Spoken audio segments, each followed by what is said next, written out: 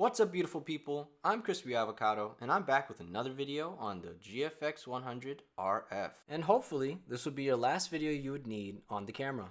I will be putting it up against the Hasselblad X2D with a 38mm lens, as well as the Leica Q3 with a 28mm lens. At the end of this video, I do have some sample images comparing all three cameras together. Just so you know, this CF Express Type B memory card did fail on me in the X2D, so it might not be one-to-one. And for the sake of comparison, I did disable the stabilization on the X2D and the Leica Q3 Now on the YouTubes, people seem to compare these cameras together, when in actuality they are very, very different, but they do share some similarities. One of them being the price points, and I think that's kind of where people get stuck up on. And it's reasonable. I mean, if you're going to spend $5K, $6,800, or even $10,000 on a camera, it should uphold certain expectations. Now, first things first, lens-wise, the GFX 100RF has the smallest lens without the filter adapter. As you can see here, this is a comparison of the lenses as well as the thickness of the cameras. Now onto the heights. The Q3 is the shortest, the GFX 100RF is the middle, so it's a little bit taller, and the X2D is the tallest out of the three. Now back to the thickness. To be honest, feel-wise, the Fujifilm and the Leica are very similar in thickness, but as you can expect, the Leica definitely varies the most build quality-wise. So this is like, the tolerances on this camera is, I cannot explain it to you, so let me just show you. So this is the Leica Q3. It is a full frame 60 megapixel camera. It is rangefinder style. It has a fixed lens on it that is 28 millimeters with a 1.7 aperture. It costs, at the time of this recording, $6,735. It has the ability to do 8K video. It can also do 6K and 4K. And has the best balance between simplicity, technology, and being able to use it manually. Which, to be honest, is probably why people are comparing it to the GFX 100RF. It's because of the price point. They're very close in terms of like premium camera price points, but it's also backed up by Leica's lenses. The lenses on these cameras are ridiculously sharp, and the build quality, craftsmanship, and overall precision of their design that feels very intentional. Every little minute detail, even the way that it feels in terms of when you pull focus, kind of reminds me of a cinema lens. Like, that is how precise pulling focus is on here. And you know that you're not gonna slip or it's gonna be wrong. Once you set it, you set it. Now, in terms of the type of design for the camera, it being a rangefinder style camera with a fixed lens, it's very portable. It is easy for you to take with you. This is also another reason why they're probably compared to each other. But in my opinion, this is a more reliable camera for street photography, especially with a similar wide focal length. Because from a medium format 35mm, it's approximately 28mm on a full frame sensor. Obviously, this is going to be great for any type of photography, but when talking about street photography, the information from that 100 megapixel medium format sensor is ridiculous. And just because you could doesn't mean that you should. So I disagree with a lot of people that are recommending it for street photography or pushing that narrative, because realistically speaking, it just kind of doesn't make any sense. Also, just so you know, this actually has a macro mode, and look at this lens. Yeah, man, the engineering, beautiful. Now, that being said, similar to the GFX 100RF, has external focus, so the lens actually protrudes a little bit. With the Q3 28, when you turn it into that macro mode, it does also protrude a little bit. And out of the three LCD screens, this is probably the best in terms of the firmness of the hinge as well as how it clears the electronic viewfinder. The Fujifilm 100RF does fully clear the viewfinder, but the LCD does feel a little bit flimsy compared to the Leica Q3. 60 megapixels compared to 100, 102 megapixels. Street photography, you're going to be taking tons of pictures. You're not going to hit every single picture. And to be honest, unless you have a 1 terabyte memory card, Better yet, you can make that 2 because the GFX 100RF takes 2 UHS-2 SD cards and the Q3 only takes 1. You're gonna be running through storage like crazy. Now this is assuming that you're using the GFX 100RF uncompressed RAW or just RAW in general to really utilize the capabilities of the sensor, or just be able to pull back some of the highlights and bring up the shadows. Like, imagine putting over time all this information on your computer. Your hard drives are done. All right, now back to the Q3. Now where this camera differs is the grip. Out of all 3 cameras, this probably has the worst grip without any accessories. Obviously they sell a lot of different accessories. Now the only thing I can say is that back thumb indentation is probably the only thing I wish the Fujifilm 100RF had. But otherwise than that, it really doesn't do anything. That little bump that the Fujifilm 100RF has definitely makes it feel more stable in my hand, especially when hand holding it. And I'm not gonna lie, when it's in your hand, you kind of feel like you're gonna John Wick somebody.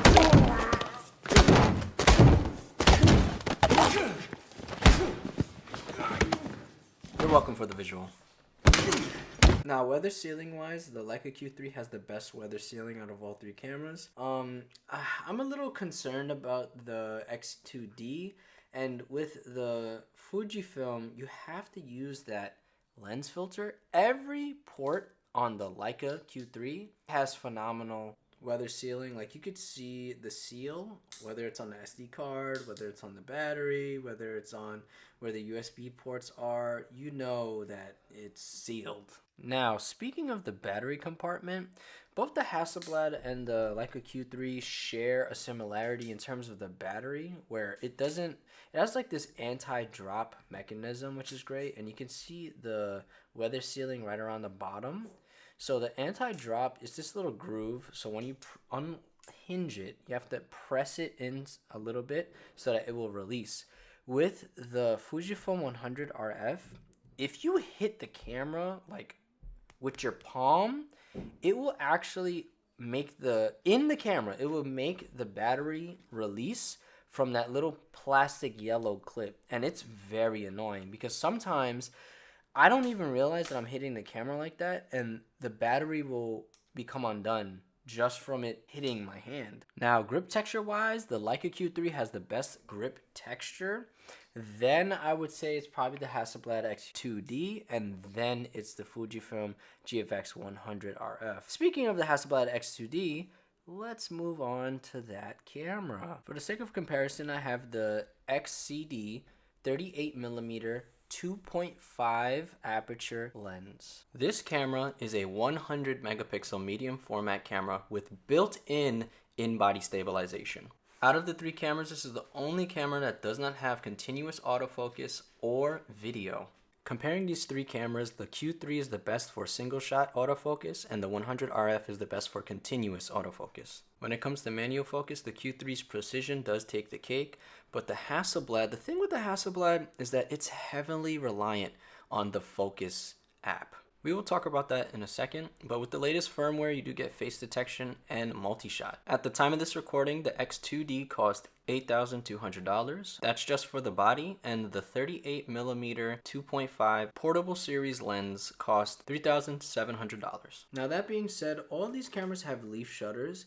This is the only medium format, or out of all the cameras, this is the only camera you can actually change the lenses with that leaf shutter, so it's very proprietary. The grip is very uncomfortable for me. I have really small phalanges. Compared to someone with bigger hands and fingers, it's gonna fit a lot better compared to me. Now, out of the 3 cameras, the Hasselblad takes the cake with the stiffest LCD screen. It is connected by 3 points of contact, 2 being a rail system. And the stiffness is really for you to be able to not only touch the touchscreen, but the buttons without moving the angle of the screen. The only downside to it is that the EVF covers a decent amount of that screen, so it loses when it comes to the EVF clearance. Out of the 3 cameras, this is the only one that has built-in storage. It does have a 1 terabyte SSD built in, and it also takes CF Express Type B. To me, the build quality is exceptional, but the Leica Q3 does have better build quality in my opinion. as well as weather sealing compared to the X2D. The Fujifilm 100RF is also built extremely well.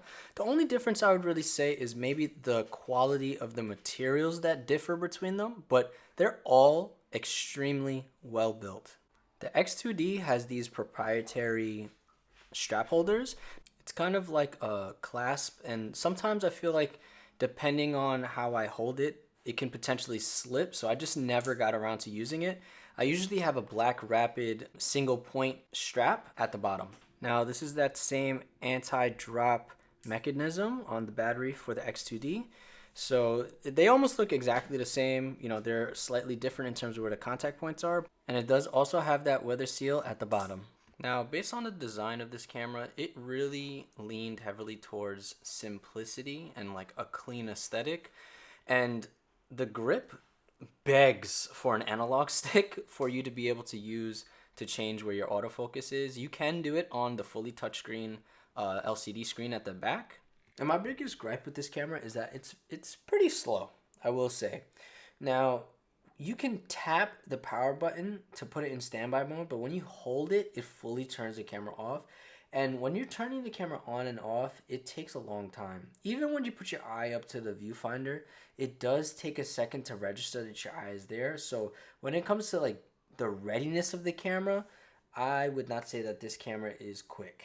But that's the difference where having a switch compared to a button is a little bit better. I would say that this camera is more like a computer.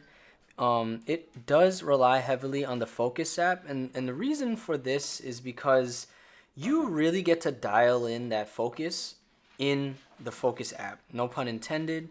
Through the USB-C, you can tether the camera, and it's super seamless. You can't tether with Capture One, and you also cannot review your RAW files in Capture One as well, but that's not really Hasselblad's fault. That is a Capture One kind of issue. And again, with the latest firmware, you do get the feature called multi-shot. Now, multi-shot is basically kind of like pixel shift, where it takes 4 images, combines them, and gives you a 400 megapixel photo in the Focus app. So without that app, you cannot utilize that. So you're kind of missing out on certain features. And mind you, that's with it locked down on a tripod. You, again, don't have continuous autofocus, which would be useful in different situations. And to be honest, you get the best results out of this camera by having it on a tripod, using the Focus app, and really nailing in that focus. It is hard to rely on the autofocus of this camera.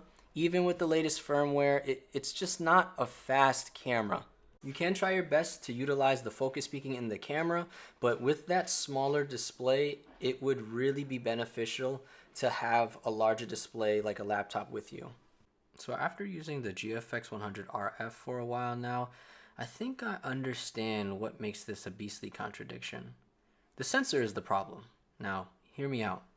The decisions and the design of the camera are meant to break the medium format world, making it less intimidating and more accessible. A complete camera system. No changing lenses and no excuses, right? But it should have housed the now labeled discontinue 50S2 sensor. Imagine this just for a second. If this was the only thing Fujifilm did different to the camera, this would make way more sense. You will have a 50 megapixel compact medium format beast of a camera you will always have by your side, regardless of the environment. It's not trying to be the highest resolution behemoth, it just wants you to take it out for a joyride. It isn't pretending to be better than a Q3 or even an X2D, and it would have been maybe $3,800. Let's say it together. The more megapixels, the higher the detail, the worse low light capabilities, thus introducing additional noise. The f4 would no longer be a hiccup. Your low light performance doubles, being that the pixels would be larger, capturing more light. You don't care that it doesn't sport the sharpest lens edge to edge. You just want to capture more of the world and still have fun switching between virtual lenses. The best part, you can take as many unstabilized images that you want, uncompressed, even JPEG if that's your thing, without biting chunks out of your storage. The GFX 100RF, the camera that could have been. But that's not what we got. We got a 102 megapixel medium format sensor that has enough detail to capture your thoughts. It does cost 5K, but you can't quite fairly compare it to Leica's almost 7000 Q3 optical quality, or Hasselblad's no lens 8K X2D imaging. It doesn't have included lens stabilization, but does have a headphone mic jack for video capabilities because it's a 5K camera, and it should. But at least it has a mediocre f4 fixed lens that you're stuck with. But it doesn't really complement the 102 megapixel sensor that is in there. Hopefully in the future with firmware we can get some digital stabilization in photo mode, which would help. But to be honest, if you spent the money on this camera, the camera's just fun. The thing about it is that, we can't really change anything that's there, but it is a fun camera that doesn't take itself too serious. And it's definitely a great step in the right direction from Fujifilm, but falls short because sometimes just because you can do something doesn't mean you should. And it almost was the camera that could have been perfect. Anyways guys, thank you so much for watching. If you think I missed anything, please comment down below. If you like the content, show some love. And as always, like, comment, and subscribe. All the cameras were shot with no stabilization on a tripod, uncompressed RAW, and every single one of them were on autofocus single shot, so none of them were on manual focus. 100RF is at the top and the Leica Q3 is at the bottom. The settings were the same at ISO 200, 400, 800, and 1600, as well as the aperture, starting all the cameras at f4 to keep it fair, all the way up to f11. The lighting source for this was a 200 watt bicolor amaranth video LED with a octobox on it.